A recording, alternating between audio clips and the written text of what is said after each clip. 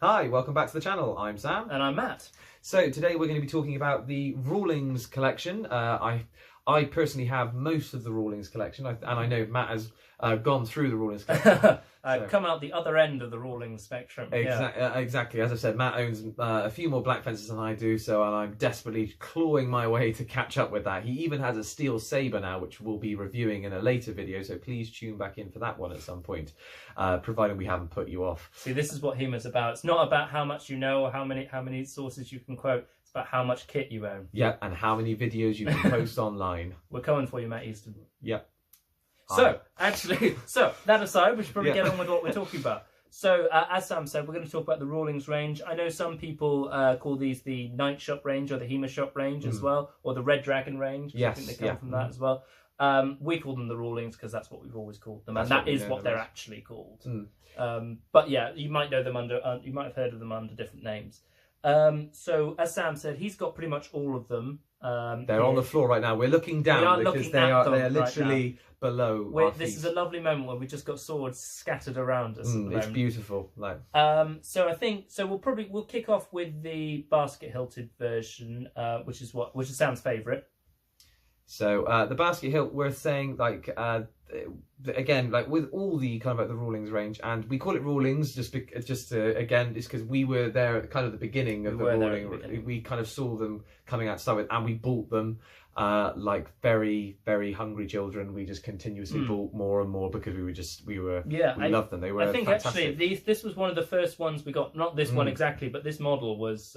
Yes, the first one we got has broken and been buried a long time ago, and we had a very sad passing for that. Yeah. But yeah, so the basket hilt, going back to what we actually were talking about, the basket hilt, I love using this basket hilt. I've used this against literally everything actually, besides steel. But I use this the most common. So this is the cutlass blade or the messer blade, the black version, a little bit more sexy. They come in a multitude of colours. Yes, they do as well. So this is the black version. I do have a white version. Why? I just like the messer blade. I think it's a wonderful simulator. But yeah, I use this in a lot of sparring. So you can see I've had this now for about 2 years. You can see that kind of the blade's a little nicked, kind of like here and there, but it's still largely intact. So with that one, then you've got the basket itself. This is my first basket. It's still intact, not got any problems. I know Matt has had issues with this before. Yeah, absolutely. So it's, if you've seen the review of the Black Fencer basket hilt that we've done, it is pretty much the same issue in that these two joining bars at the top snap. And again, that is an issue that is just part and parcel of using basket hilts. But you've still found use for them, haven't you? Oh, absolutely. I mean, I've either ignored the break entirely or cut them off and modified them and cut them down to represent other types of sword. And that is one of the great things about the Rawlings range, is because they're so cheap and because they're plastic, you can modify them really to make of any kind you want. And the nice thing as well is because they're cheap, if it breaks, you're not too heartbroken, and you can kind of order another replacement part because you don't have to order the whole thing. Again, you can buy just the bit that's broken and have that replaced with you in a couple of days, so that you've got everything back in fighting shipshape order, really. Absolutely. The pommel unscrews, and you can take the whole hilt off. And the reason Sam was calling this the messer blade as well as the cutlass blade is that you can slide a messer hilt on there, and then you've got a messer which would be perfect for Talhofer or Lekukner, and you've got the Nagel there, perfect for any of those Germanic sources. But equally, you could slide a cross hilt on there and use it as a falchion or something along those lines. They're very versatile pieces of kit. So that's the basket hilt and the cutlass / messer blade. The other one is this cross hilted one. Sam has the scent stopper pommel on here at the moment, but you can also get a wheel pommel. I've become a bit of a collector, you can see. Yeah, this is part of fencing history, and Sam's keeping that alive. I will document and keep these safe for hundreds of years to come. Absolutely. So when we have HEMA Mark 2, where they're looking back on us, this will be valuable stuff. But yeah, so you can either have the wheel pommel if you're doing sort of earlier period stuff like I-33 or maybe looking into more experimental type stuff. Or if you were doing side swords, so Marozzo, Manciolino, things like that, and you wanted something that I think is probably a bit lighter, and maybe you want to put your finger over the cross and use this as a kind of proto side sword, that's perfectly easily done as well. This blade, it should be said, is the blade that initially came with the basket hilt. Again, you can just take these parts off and pop them on. We would do it now, but it's very long. It takes a bit. Yeah. This blade, it's nice and simple. It's, there's a good degree of flex in the last third, which is where you'd want it, which makes these a lot safer in terms of both the thrust and the cut, as compared to either steel or Black Fencer products, which makes them much better for introducing people to the art. They're also much cheaper, of course, so it's a good way to equip new members. Especially if you don't know what you're interested in. Well, we got brought into this range of products because at the time we didn't really have a particular area of interest. We were thinking we just kind of wanted to spar in a safe way, because before that we were using what was it? Shinai. That was the one. You were using Shinai cover so to simulate longsword at the time. So of course for us we were very excited when these came out, and they are still, I think, very exciting because they are kind of the cheapest range. They do offer a good range of weapons, and I said we can swap the parts around.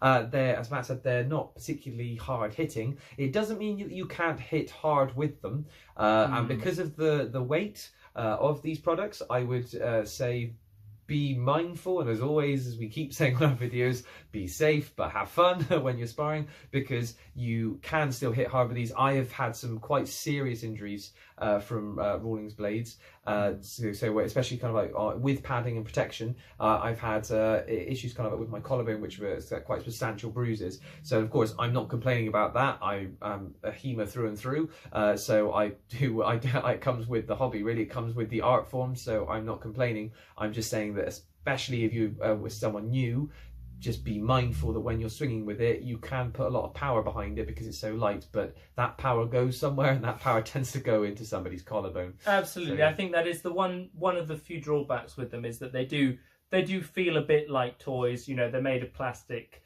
and I think people maybe unintentionally don't give them perhaps quite as much respect as they need to be. Certainly, you might not need full kit for sparring with these, but certainly, you need padding on the forearms. You need a mask, gloves, gloves, gorget, things like that. You could probably get away without using a fencing jacket. I certainly do when I'm using these.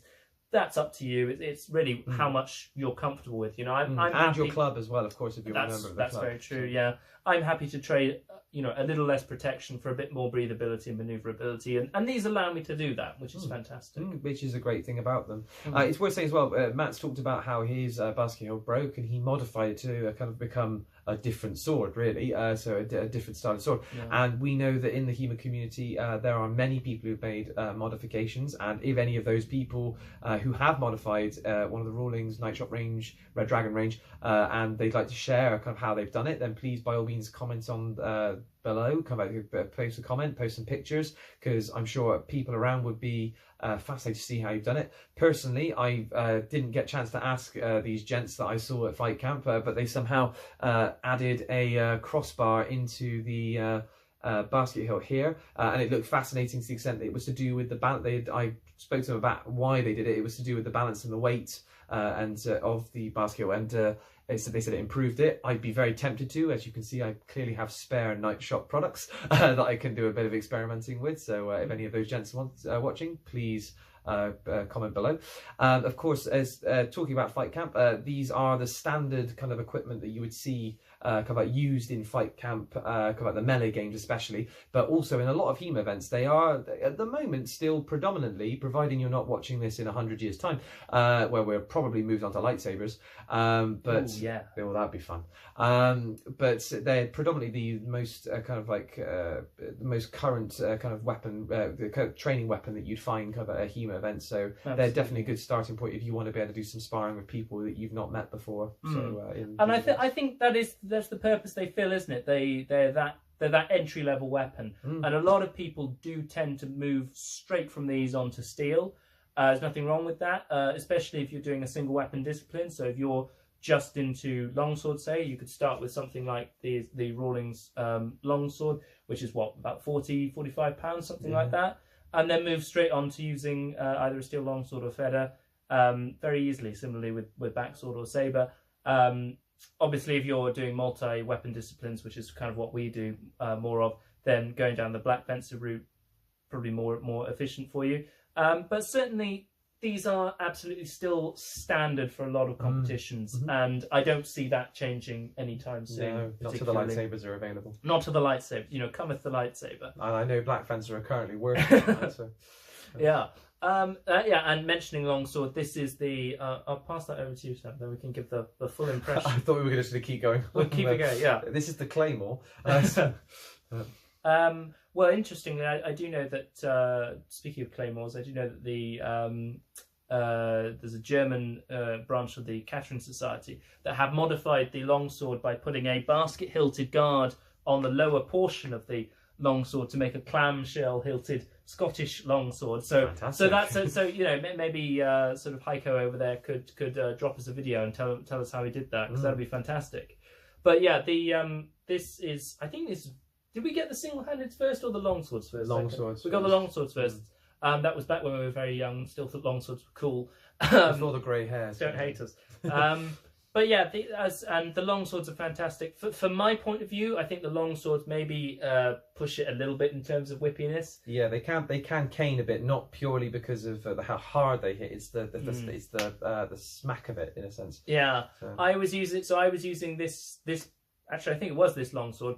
Up against Sam, who was using a black fencer rapier, and the rapier was, despite being longer and thinner, was actually a lot stiffer, and I was finding it very hard to bind and make defensive actions with this because of how whippy it is.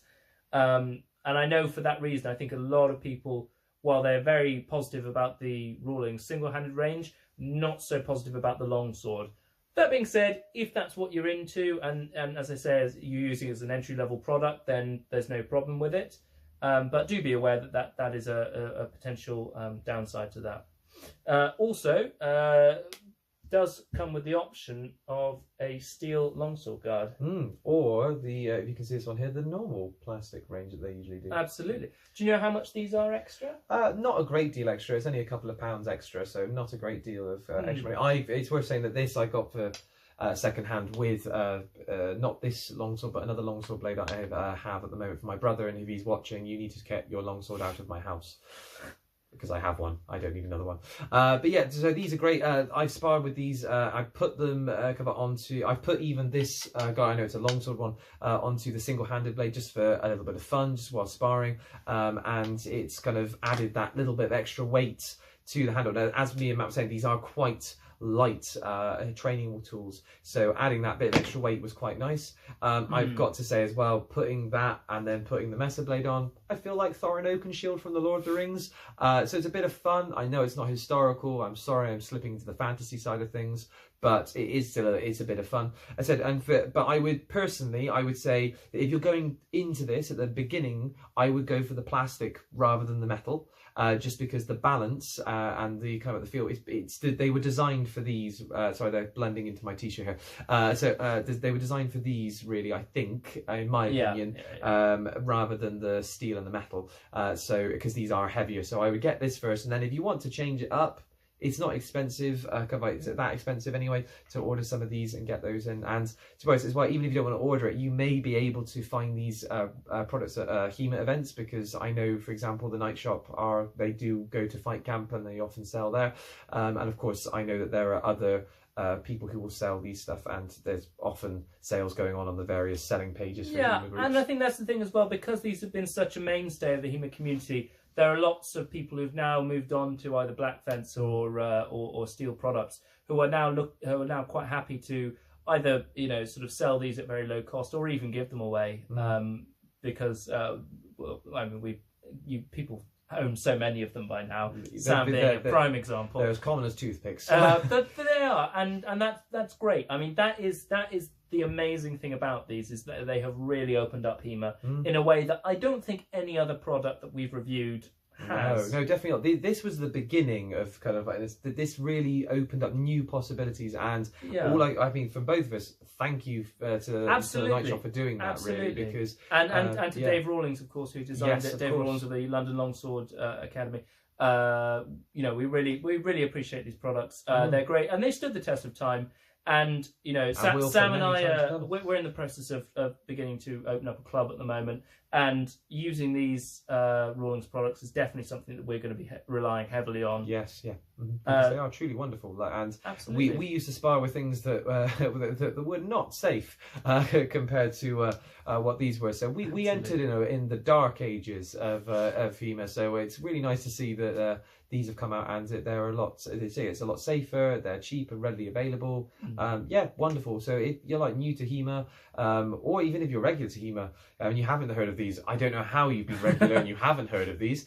But so you've been in a HEMA coma. Yeah, we can't recommend these more highly especially if you're starting off. And they're great for clubs and just events where you're going to be sparring with people you've not met before, because while the club we usually attend is very black fencer heavy, there are most clubs, we would say, I think the majority of clubs, certainly in the UK, still use these very heavily.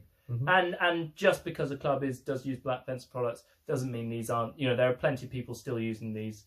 Sam was using them. I was using them for a long time. These stand up to black fences quite heavily. The only bad point really about this is the weight of them. They are very light. So if you're using them and then moving on to steel or black fencer, that jump can be quite testing. Also, if you are used to using black fencer or steel and then you start using these, there is a tendency again to treat them as toys, to use them in a way that really you can't really use full weight swords, and so you do have to have a bit of self-discipline when using them. That's true, of course, of all swords in different respects.